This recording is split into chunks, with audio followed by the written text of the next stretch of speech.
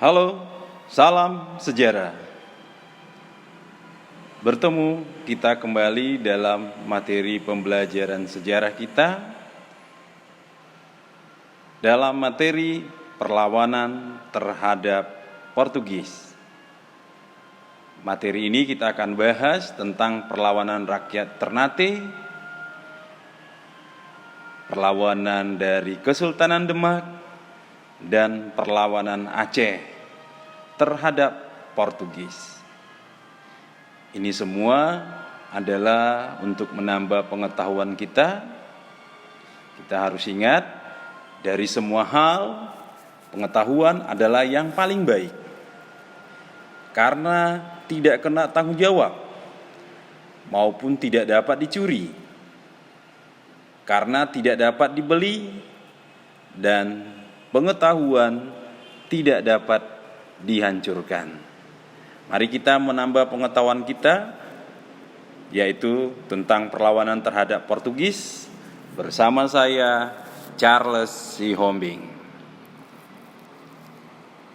Kompetensi dasar materi ini adalah dari 3.2, yaitu menganalisis strategi perlawanan bangsa Indonesia terhadap penjajahan bangsa Eropa. Kali ini kita membahas khusus tentang Portugis. Dan di pertemuan berikutnya kita akan membahas perlawanan terhadap Belanda dan bangsa Eropa lainnya. Tujuan pembelajaran kita diharapkan peserta didik dapat menjelaskan perlawanan rakyat Indonesia terhadap Portugis.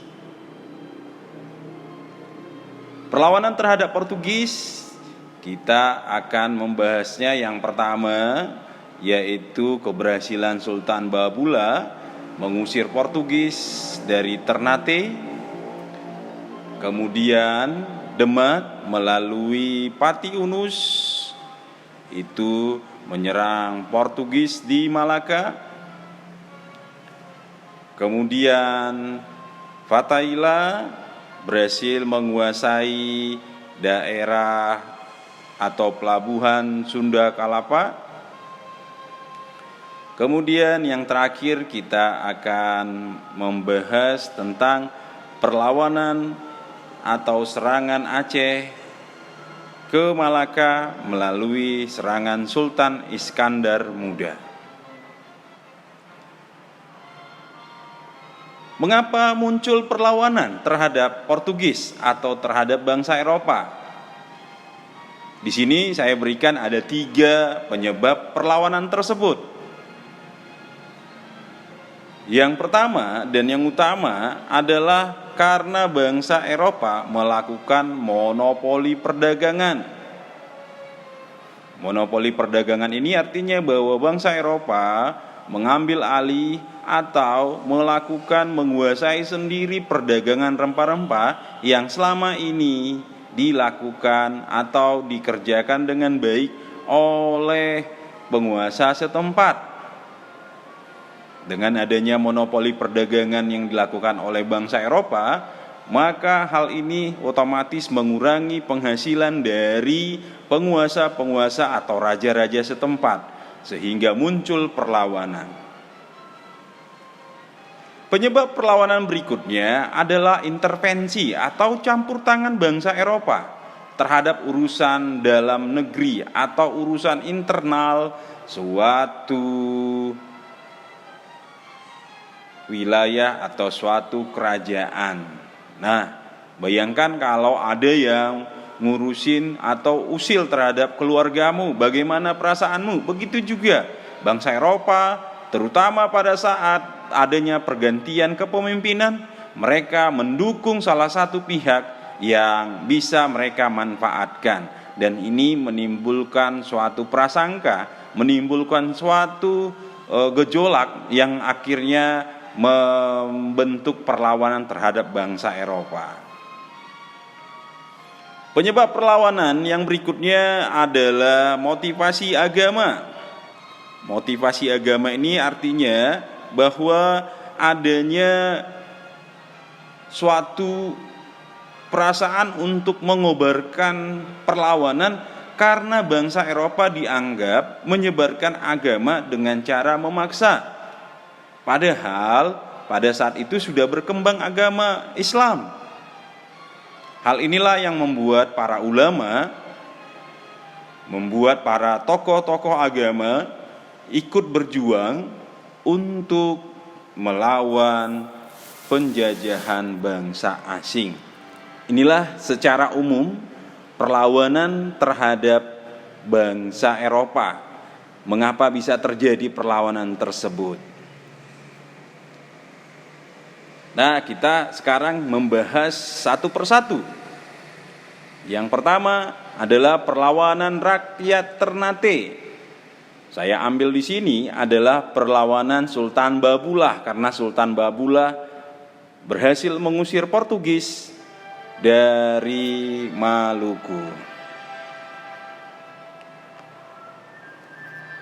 Ada beberapa penyebab perlawanan rakyat Ternate.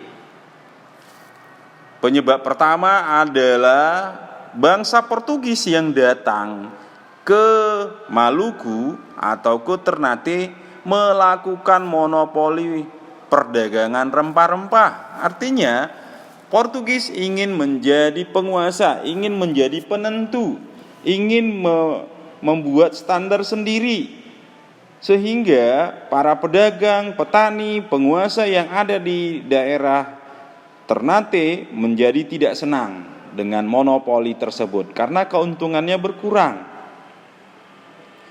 Penyebab rakyat Ternate melawan Portugis karena adanya intervensi campur tangan. Campur tangan ini kalau kita lihat adalah cara Portugis mendukung tokoh-tokoh yang memang bisa dia manfaatkan untuk kepentingannya. Kemudian Portugis juga menyebarkan agama Katolik. Hal ini pada daerah-daerah tertentu ini sangat bertentangan karena masyarakat pada saat itu sudah beragama Islam. Nah, dengan masuknya Portugis menyebarkan agama Katolik, ini menumbuhkan pertentangan terhadap Portugis. Portugis dianggap tidak menghormati, tidak menghargai masyarakat setempat. Adanya perasaan superior sehingga Portugis merasa lebih hebat. Portugis merasa bahwa rakyat itu tidak begitu tinggi nilainya. Sehingga hal ini membuat kecewa rakyat dan membuat perlawanan. Inilah penyebab perlawanan rakyat Ternate yang nanti secara gamblang nanti dilakukan, atau perlawanan ini nanti muncul yang sangat kuat pada masa Sultan Hairun. Sultan Hairun langsung melakukan perlawanan terhadap Portugis. Sultan Hairun sangat kuat dan memiliki persenjataan sehingga Portugis tidak dapat melawan. Portugis tidak dapat mengalahkan Sultan Hairun. Nah, Portugis melalui pimpinannya Lopes de Mesquita itu melakukan tipu muslihat. Dengan cara apa? Diundanglah Sultan Hairun untuk datang ke bentengnya Portugis, dan setelah sampai di benteng Portugis, Sultan Hairun dijebak dan dibunuh. Kelakuan atau tindakan dari Portugis ini semakin memicu perlawanan rakyat Ternate. Anak Sultan Hairun yaitu Sultan Babullah sebagai pengganti Sultan Hairun melakukan perlawanan dengan sengit. Sultan Babullah berjuang selama 5 tahun dan akhirnya berhasil mengusir Portugis dari wilayah Maluku. Akhirnya Portugis pindah dan melakukan aktivitasnya di daerah timur-timur yang sekarang. Ini perlawanan dari rakyat Ternate. Kita beralih ke Demak. Demak pernah melakukan perlawanan terhadap Portugis. Bahkan Pati Unus pernah menyerang Portugis ke Malaka. Ada beberapa alasan Demak menyerang Malaka. Yang pertama, Malaka itu adalah jalur perdagangan yang sangat ramai, sehingga Demak ingin menguasai jalur perdagangan tersebut. Persiapan untuk menyerang Portugis di Malaka dilakukan dengan sangat baik, sehingga tahun 1513 dilakukanlah penyerangan terhadap Malaka untuk menghancurkan Portugis. Alasan Demak menyerang Malaka karena Portugis dianggap mengganggu pedagang-pedagang Islam. Setelah Portugis menguasai Malaka tahun 1511, Portugis menginginkan melakukan monopoli perdagangan, ingin menguasai seluruh perdagangan, terutama perdagangan rempah-rempah, dan ini mengganggu pedagang-pedagang Islam yang sebelumnya merasa nyaman, sehingga pedagang-pedagang Islam pindah, tidak lagi melakukan aktivitas di Malaka. Hal inilah yang membuat Portugis tidak senang, sehingga Portugis sering mengganggu, merampas, dan menenggelamkan kapal-kapal atau pedagang-pedagang yang dia temui. Dengan menguasai perdagangan dan Demak ingin membalaskan sakit hati pedagang-pedagang Demak, maka Demak ingin menunjukkan kekuatan, show of power.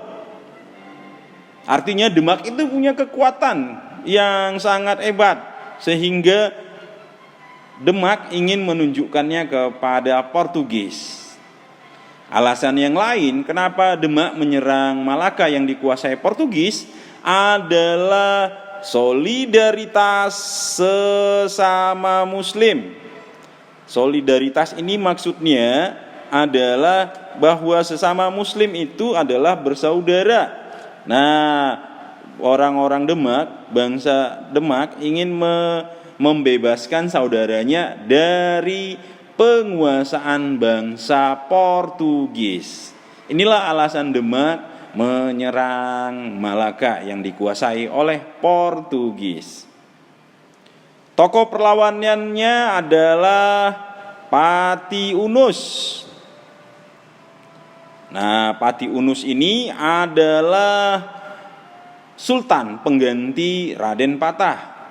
Raden Patah adalah pendiri kerajaan Demak.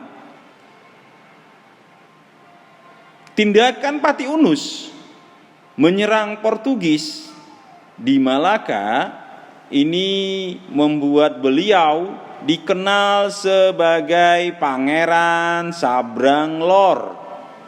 Pangeran Sabrang Lor itu artinya bahwa pangeran yang menyeberang ke utara karena menyerang Portugis di Malaka. Penyerangan ini tidak berhasil, tetapi penyerangan ini menunjukkan bahwa Demak punya kekuatan. Demak itu bisa menyerang Portugis di Malaka. Akibat penyerangan yang gagal ini, bahkan Pati Unus terluka, dan inilah yang menyebabkan kematiannya kemudian. Meskipun tidak berhasil menyerang Portugis di Malaka, Demak menunjukkan bahwa Demak itu harus diperhitungkan. Kemudian Demak juga melakukan suatu serangan yang menunjukkan kekuatan mereka, yaitu seorang panglima perang Demak yang bernama Fathahillah menyerang Sunda Kalapa. Sunda Kalapa ini adalah pelabuhan milik dari Kerajaan Sunda atau Kerajaan Pajajaran yang beragama Hindu. Sunda Kalapa ini adalah pelabuhan internasional di mana Sunda Kalapa ini terletak di Selat Sunda.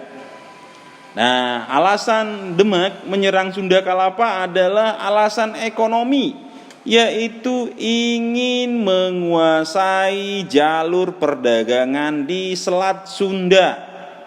Nah, jalur perdagangan ini kalau dia kuasai, ini akan membuat penghasilan yang baik, yang banyak untuk Demak. Suatu kerajaan yang besar bila mempunyai wilayah kekuasaan yang luas. Nah, Demak menyerang Sunda Kalapa ingin memperluas wilayah kekuasaannya. Nah, kalau nanti wilayah kekuasaannya itu semakin luas, maka Demak akan dianggap sebagai kerajaan yang besar. Lalu alasan Demak menyerang Sunda Kalapa adalah untuk menghentikan kerjasama. Jadi kerjasama ini adalah antara Portugis dan Kerajaan Pajajaran.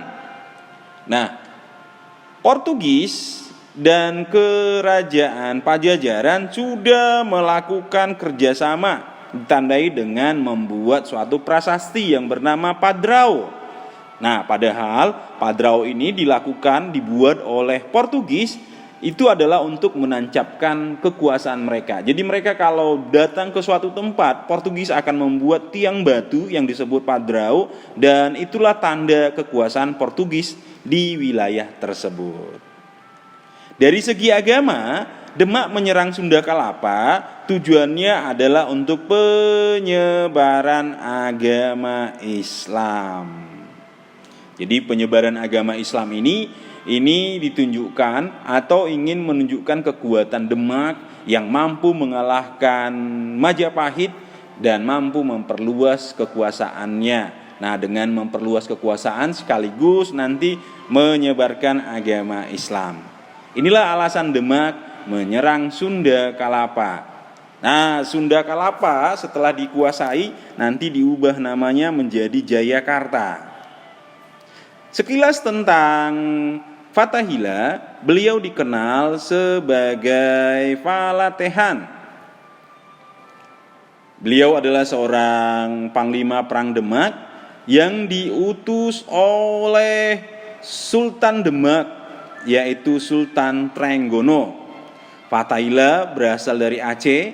Pada saat penyerangan ke Sunda Kalapa, Fatahillah dibantu oleh Cirebon. Setelah dikuasai, maka Sunda Kalapa berubah nama menjadi Jayakarta. Perlawanan terhadap Portugis juga dilakukan di Aceh. Bahkan Aceh pernah mengirimkan ekspedisi, Aceh pernah mengirimkan pasukan untuk menyerang Portugis di Malaka, yaitu pada masa kekuasaan Sultan Iskandar Muda. Alasan Aceh menyerang Malaka yang dikuasai Portugis, yang pertama adalah dari alasan ekonomi, yaitu Aceh ingin menguasai jalur-jalur perdagangan. Setelah Malaka dikuasai Portugis, pedagang-pedagang Islam itu melakukan aktivitasnya di Aceh. Alasan yang lain adalah bahwa Portugis sering mengganggu, bahkan membuat kerugian pedagang-pedagang Islam yang juga pedagang-pedagang Aceh. Dan ini membuat Aceh menyiapkan bagaimana caranya agar Portugis tidak lagi mengganggu pedagang-pedagang Islam atau pedagang-pedagang Aceh. Ditambah nanti bahwa Portugis pernah ingin menguasai Aceh. Portugis mempersiapkan bahkan membuat ekspedisi untuk menaklukkan Aceh, meskipun Aceh mampu bertahan dan bahkan memukul balik.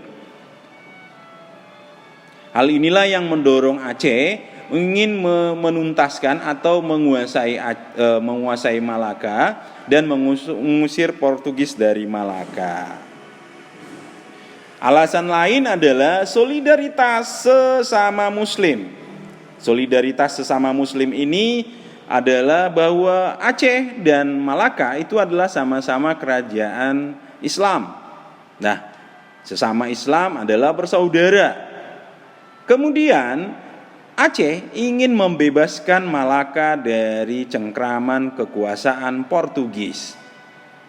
Alasan inilah yang membuat Sultan Iskandar Muda mempersiapkan penyerangan tersebut. Bahkan beliau mendapat bantuan dari Turki dari segi persenjataan dan dari SDM. Bahkan Turki mengirimkan panglima-panglima perang untuk melatih rakyat Aceh, tentara Aceh untuk bisa lebih kuat. Sultan Iskandar Muda dianggap sebagai raja terbesar dari Aceh dan beliau sampai sekarang masih dikenang di Aceh dengan berbagai peninggalan-peninggalannya.